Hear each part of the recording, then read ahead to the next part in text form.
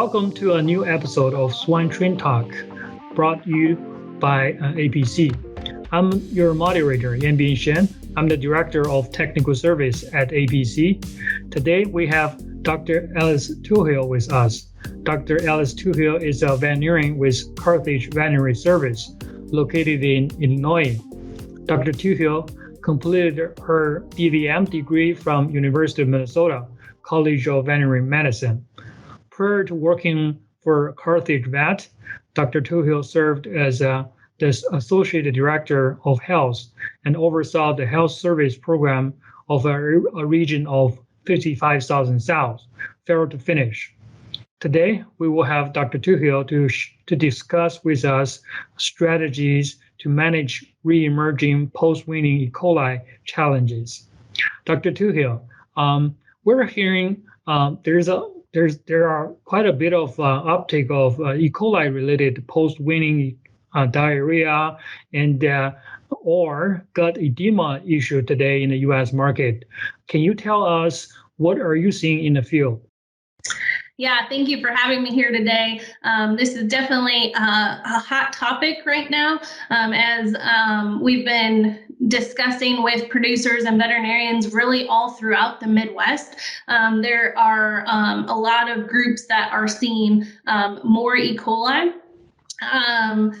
I work with 13 different flows of pigs. They're pretty much all single source pigs or close enough that we can pin it down to a single sow farm. And of those 13 flows, 9 of the 13 have had fairly significant E. coli problems within the last 3 months. So when we look at that compared to 1, 2, or 3 years ago, only 4 of those 9 farms were having E. coli problems historically, and they would have had some form of an E. coli intervention in place, such as a commercial vaccine. And now those old interventions are no longer holding, or we're seeing more problems now. So it's we're seeing problems in flows that have always had problems, and we're also seeing problems in new sow farms that haven't had problems historically. Good. So sounds like there's quite a bit of uptake, from a historical standpoint of view, right? What kind of mortality and morbidity are you seeing in the barns with this issue?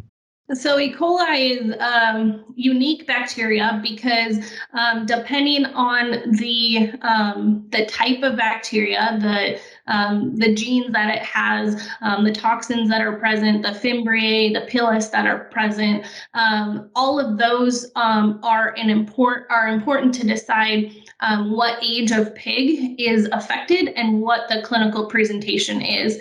So in my scenario, with the clients that we work with, we're really seeing 2 problems, and both of those are post-weaning.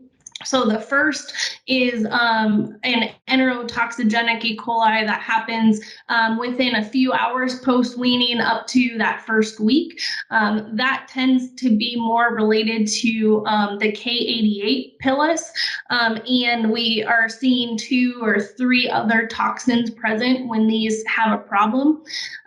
In these scenarios, there's a really high morbidity, so 60-70% of the pigs are affected, and the clinical signs are primarily enteric. So you see the diarrhea, fallout, poor growth rate, dehydration. The pigs are just harder to start on feed, and then that mortality trickles in as those pigs die 2 or 3 or 4 days later. That type of E. coli has a high morbidity, but a lower mortality. So we're seeing 2 to 3% higher nursery mortality than we had previously. The alternative, the other form of E. coli that we've been dealing with is edema disease, which is related to F18 E. coli. We're seeing more toxins with these, so 3 or 4 different toxins present with these.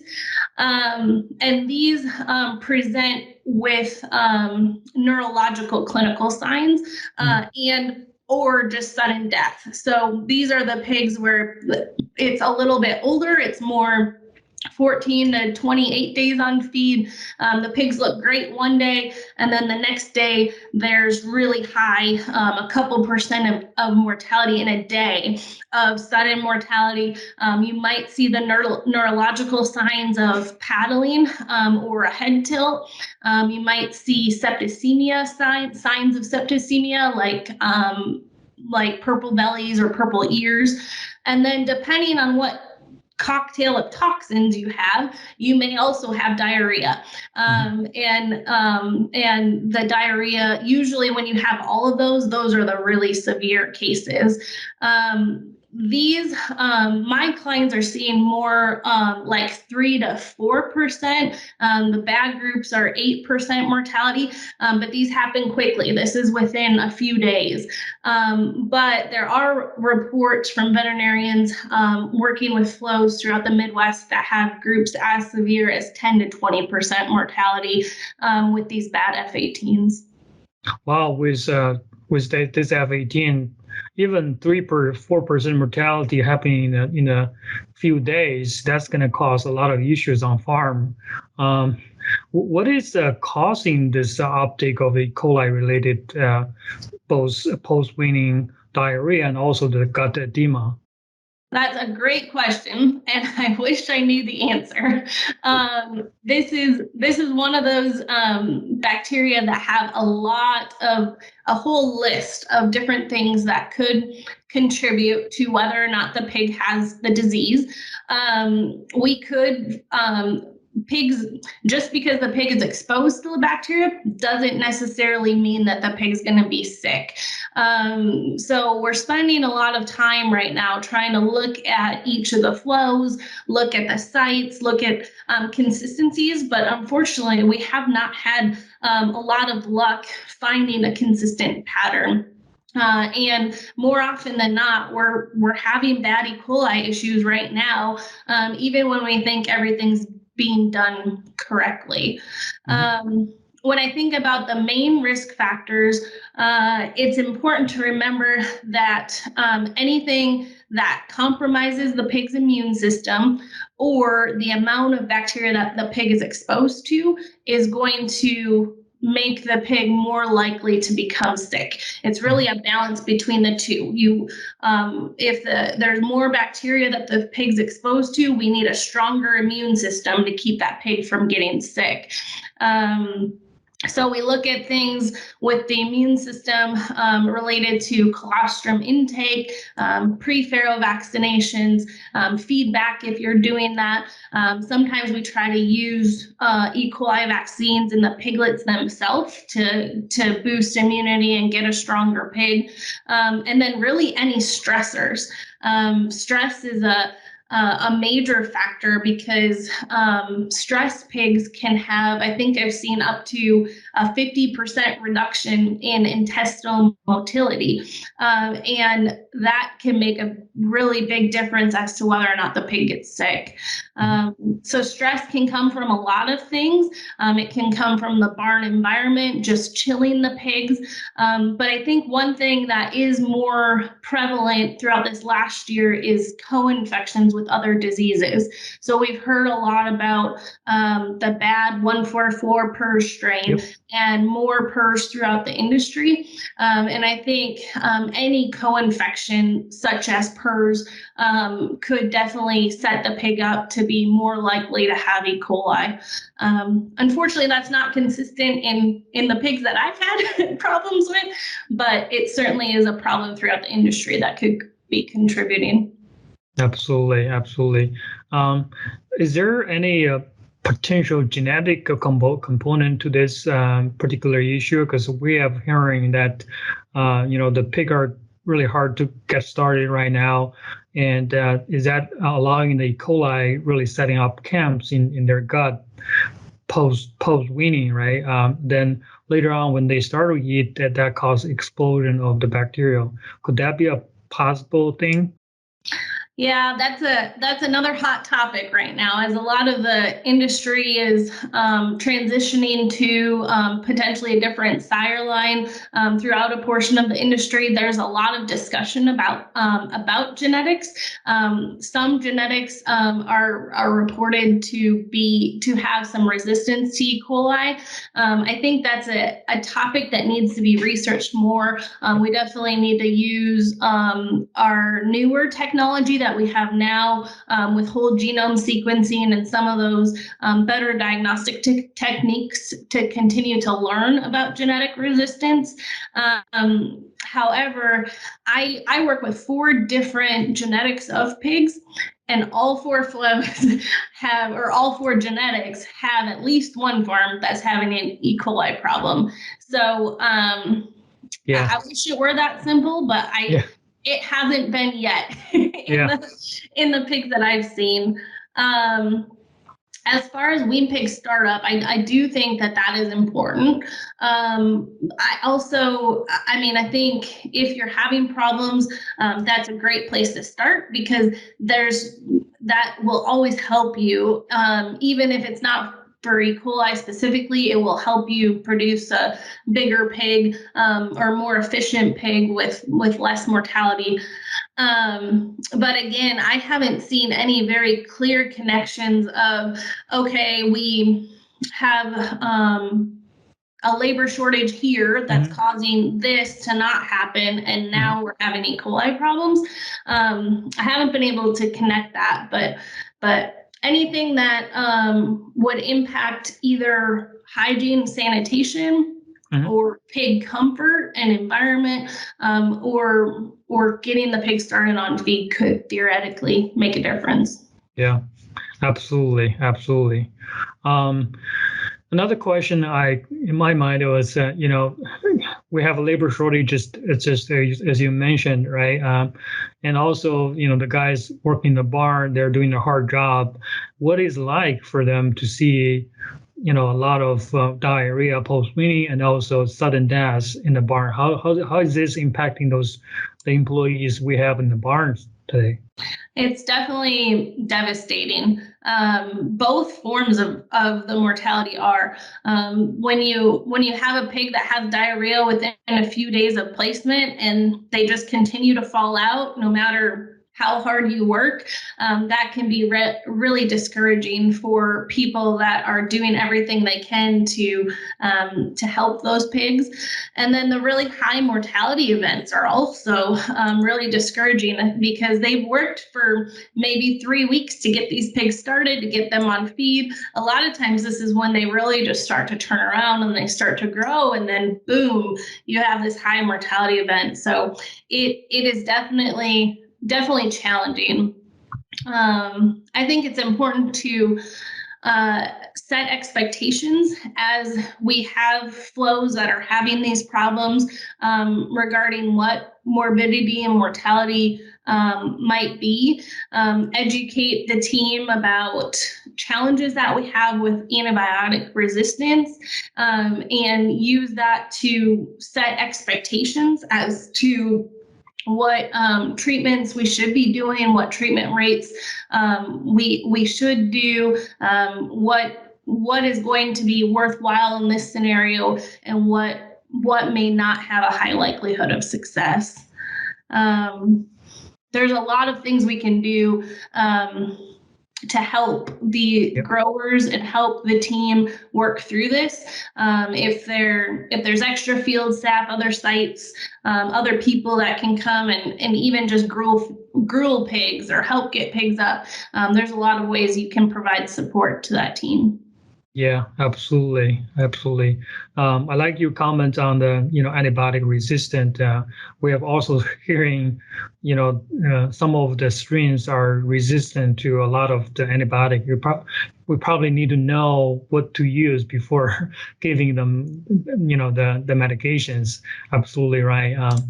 And Yeah, just to follow up, what are you and your client are working on together that is helping, with this issue? What has worked and has not? I think, you have shared a little bit about it, but I would like you to, to share some a little bit more on that, vaccine and cell farm. What we need, what do we need to do? Yeah, I think before we add a lot of extra interventions, I like to start with just the basics. Are we doing anything to the pig that's adding additional stress? So like I talked about, the environment, having an appropriate ventilation, having a zone, a microzone for the pigs to go to in the first few weeks, having appropriate set point in the room, all of those things are really important. Are there any other stressors that are potentially happening, like a change in duration of wean pig transport, or the number of pigs we're putting on a truck, or is something different happening to the pig at the sow farm from the time they get weaned until they get on the truck? Is there something that's happening there that's triggering it? I think it's important to look at our execution of the feed program. Mm-hmm. So are you feeding the pig correctly for how the nutritionist formulated that ration, what they want? Because a lot of times the nutritionist will say, okay, I want 2 pounds a pig of this, and then 4 pounds a pig of this, or whatever their ration is. But we might have multiple drops of pigs on a feed line, an extended or an extended fill on that feed line.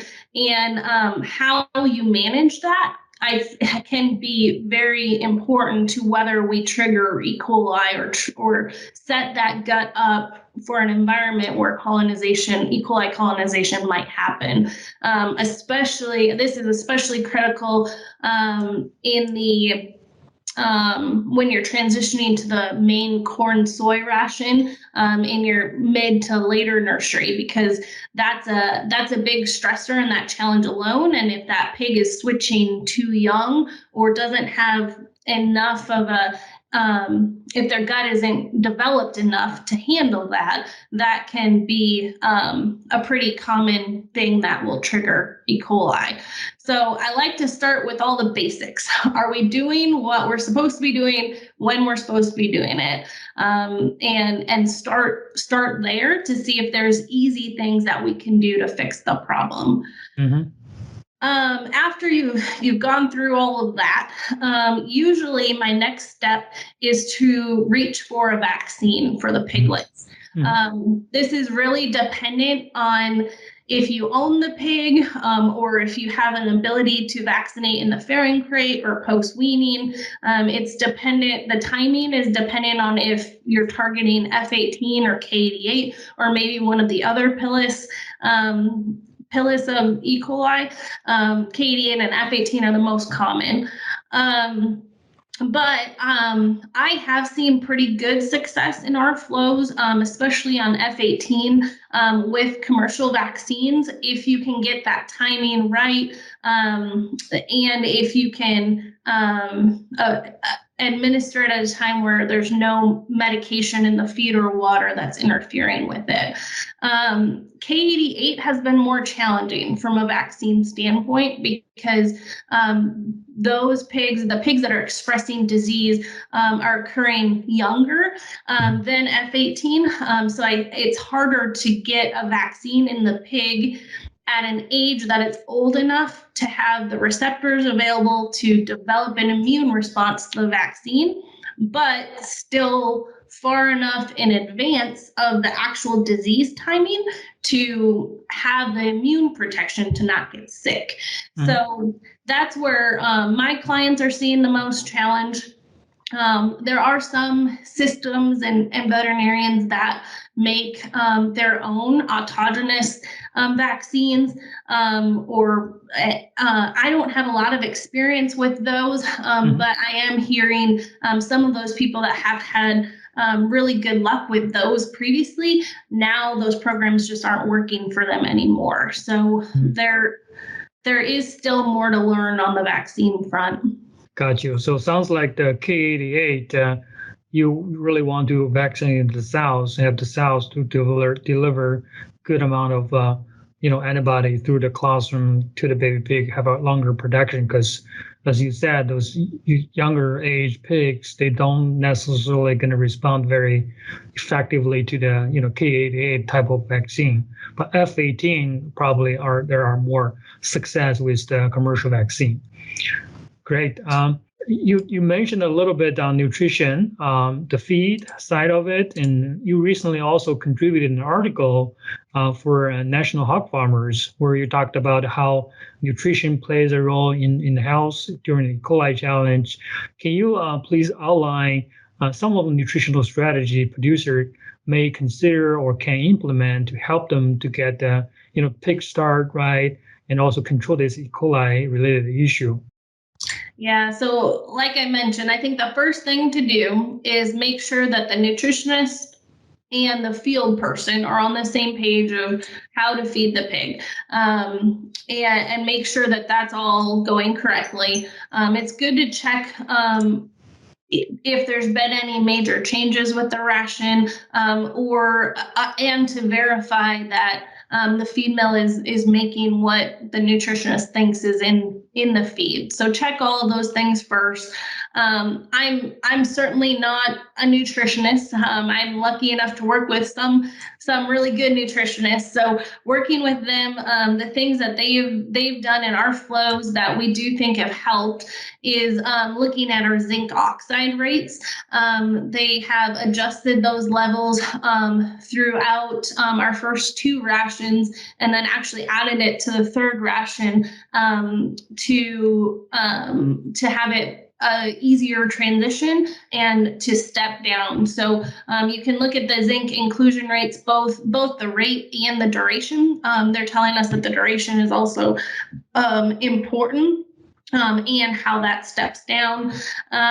We've made some changes to calcium and crude protein levels that we think is helping as well. Adding fiber or oats to the diet in the early in the very early rations can help that pig get started on feed as well. We'll also use oats as mat feeding or in the gruel feed to help the sick pigs transition and learn how to eat, along with electrolytes and other supportive care type of products to help those pigs get going. There's a whole list of other things that you can put, other feed additives, and other things you could even put in the water that may have an impact. One thing that we've done is acidification of the water and or feed to try to create an environment in the gut that E. coli or bacteria won't grow very successfully in. If you are doing that, I think it's important to test your water before and after treatment at the pig level, at the nipple, to make sure you are getting what you think you're getting. Because and then remember that some of these other things that you're also doing are going to affect your pH level of the gut. So you can't do that with a single. You need to look at the big picture when you're making those types of changes. Some people are using probiotics or direct fed microbials to try and have competitive inhibition. And there's other mechanisms that some products claim that could help with E. coli. Medium chain fatty acids could potentially help. Other organic acids. There's a whole list of things that I think we need to continue to learn about. We need to continue to evaluate and research. But unfortunately, I don't have a single solution that I can put in the feed yet to fix it. Yeah, absolutely. I mean, for sure, the baby pig, once they're weaned, they're at a young age, their gut is not as mature as the older pigs, and their pH is different. So a complex diet will definitely help, with the digestion and things like that. Just off the topic a little bit, and maybe we have a lot of research on our product on E. coli. We can send that paper to you. Anaplasma, right? That's another thing. Producer can consider. But thank you for your thought on nutrition. I think it is really great to remind the producer that nutrition, can play a big role here, especially with the post-weaning diarrhea or E. coli related issue. So if there's a producer listening today, if you haven't, it might be good for you to talk to your nutritionist or your veterinarian to review those post-weaning strategies, right? To see how to deal with this E. coli issue. Again, and today we had, Dr. Toohill shared her insight about this re-emerging E. coli-related enteric issues with us. Dr. Toohill talked about the prevalence and the damage of this issue. She also highlighted the need to work as a team to solve this issue, right? That include veterinarians, production guys, nutritionists. We all need to work as a team to solve this issue. Communication will be a critical thing, right? And now also Dr. Toohill reviewed feed strategy, nutrition, additives that may help with this issue as well. We really appreciate your insight, Dr. Toohill. Thank you for your time today. Thank you for sharing your insight on this very important topic for our industry today. Thank you for having me.